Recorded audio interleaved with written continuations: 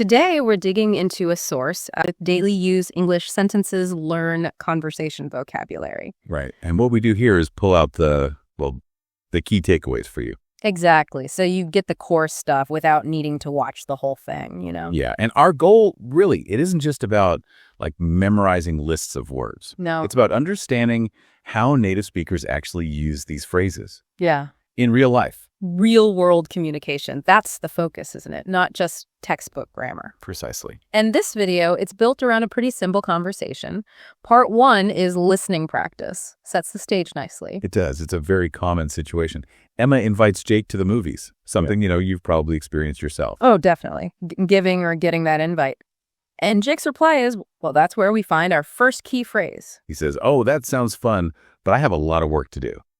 Pretty standard start. But then he adds, can I take a rain check on that? And that phrase, take a rain check, that's what we want to zoom in on first. Yeah, it immediately signals something. It's a way to soften the no, isn't it? It really is. He declines, but it feels less direct. It keeps the social connection positive. Exactly. It implies, I can't now, but I'm still interested. Let's do it later. And you see, Emma gets that. She immediately understands the implied meaning. Right. She suggests, of course, maybe we can go this weekend instead. Which works out perfectly for Jake. That would be great. I'll be free then. See? Super smooth. It shows how these little phrases just help things flow politely. Definitely. And then they chat for a second about Jake's new job. Mm-hmm. And even in that short bit, there's more useful language. What does he say? He says, it's good. At first it was a little hard, but I got used to it in no time. Ah, okay. So 2 more key phrases right there. Got used to it and in no time. Both incredibly common in everyday English. You hear them constantly. Okay, so let's really unpack these now. Part 2, vocabulary deep dive, starting with take a rain check on. Right. What does this phrase really tell us about how English speakers handle, turning down an invitation politely? Well, the video defines it as to say no to an invitation now, but suggest doing it later. Pretty clear. Okay. But thinking bigger, it's more than just the definition, right? It taps into that cultural preference, maybe, for avoiding really direct no's. Yeah, saying just no can feel a bit blunt sometimes. It can. So this phrase, take a rain check, it softens it. It cushions the refusal. That makes a lot of sense. It's like you're saying, hey, I appreciate the invite. The timing's just off for me right now. Exactly.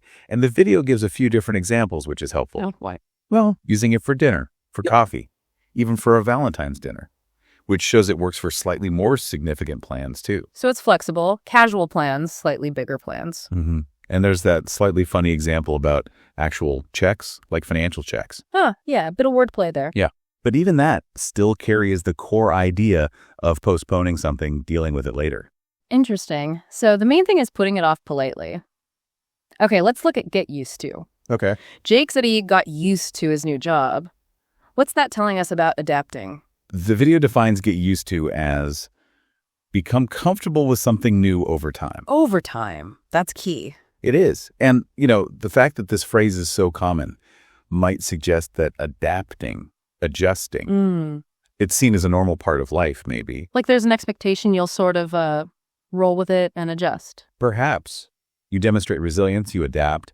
Grammatically, you'll notice it's get used to, plus a noun or a gerund, like getting used to the noise or getting used to waking up early. Right. And Jake uses it perfectly. At first it was a little hard, but I got used to it. Shows that whole process. Exactly. From difficult to comfortable, that transition. And the video gives other examples too. Yeah, like getting used to waking up early, which many of us can probably relate to. Or getting used to a new climate or a different type of food. It just highlights how widely applicable it is. It really emphasizes that getting comfortable takes a bit of time, doesn't it? Patience. It does. Okay, and the third phrase from Jake's comment. In no time. He got used to the job. In no time. What feeling does that give? Speed. The video says it means very quickly without taking much time. So it adds that element of efficiency almost. Yeah, Jake isn't just saying he adapted. He's saying he adapted fast. Are there other ways to say that? Like quickly? Sure, you could say quickly or in a flash maybe. Mm-hmm. But in no time often feels like it happened quickly and maybe without much difficulty, smoothly. Ah, okay. And the video illustrates this. Mm-hmm. With examples like finishing homework in no time or finding something you were looking for really quickly. Got it. So it paints a picture of something happening fast, easily. Right. So for Jake, his adjustment wasn't this long, hard slog.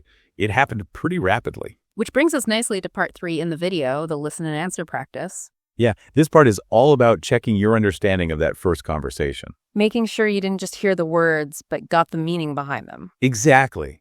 Like, why couldn't Jake go right away? What did he really mean by take a rain check? The why questions. It highlights Emma's understanding too, doesn't it? How she picks up on it and suggests another time. And it has good communication. And it reinforces the positive outcome for Jake's job. And especially that speed drilling down on in no time. Right. It's a way to test if you're really processing the context. Plus, it points out the polite closing too. Both agreeing to reschedule. Just a nice, friendly wrap-up. Yeah. Then there's part 4, shadowing practice. Now, this is a bit different. Not about meaning, but about sound. Exactly. Shadowing is about improving your pronunciation and rhythm, your intonation. How does it work? You basically listen to the native speaker in the video and try to repeat exactly what they say right after them. Mimic their sounds, their rhythm. Like being their echo. Kind of, yeah. It helps you internalize how English actually sounds. It can really boost your clarity and how natural you sound when you speak. Super important skill. Okay, so let's pull this all together. What are the key things you, the listener, should really take away from this deep dive? Well, first, that phrase, take a rain check. It's a really useful tool, isn't it, for politely postponing something. Definitely keeps things friendly. What else? Get used to. Understanding that describes the process, the normal process, of adapting to something new, becoming comfortable. Right, the adjustment period. And the third one? In no time. Just a great way to say something happened very quickly, often easily. And seeing them used together in that simple conversation really shows their power, I think. Absolutely. It's not just definitions, it's seeing them work in a real interaction. So understanding these common bits of language helps you understand spoken English better. And helps you communicate more effectively, more politely yourself. Plus, that active listening and repetition of the video encourages fundamental for learning any language. Totally agree. So as we wrap up, it's clear these everyday chats are full of these little nuances, right? We really are. Makes you think, doesn't it? How could using phrases like these, rain check, get used to, in no time, how could that actually improve not just your English, but maybe your social interactions too? That's a great question. And what other simple-sounding phrases carry that kind of weight in daily talk, shaping how we connect? Something for you to think about.